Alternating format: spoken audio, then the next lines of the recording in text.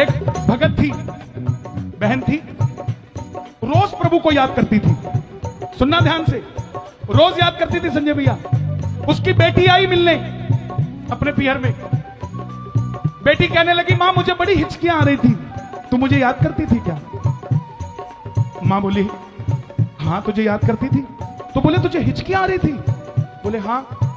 बोले, मैं तो 24 घंटे श्याम बाबा करती रहती हूं, तो बाबा तो सोता ही नहीं होगा, उसको इतनी हिचकियां आती होंगी। उसने बाबा को याद करना छोड़ दिया।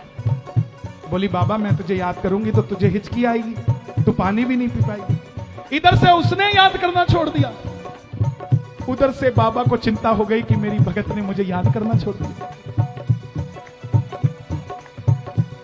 एक दिन सो रही थी, आ गया,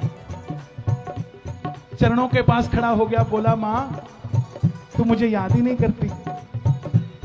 मां बोली, सपने में बात चल रही कि बोली, बाबा मैं याद करती हूं तो तुझे हिचकी आ जाती है। तो बाबा बोले, मां अगर तुझे मेरी हिचकी की चिंता है ना, तो अब जब भी तू मुझे याद करेगी मैं खुद ही आ जाऊंगा, हिचकी के क्या बात करती है, लेकिन मुझे याद करना मत छोड़। मुझे अगर तू भूल गई ना तो मुझे नींद नहीं आएगी। है भरोसा तेरा अब सहारा तेरा सांवरे,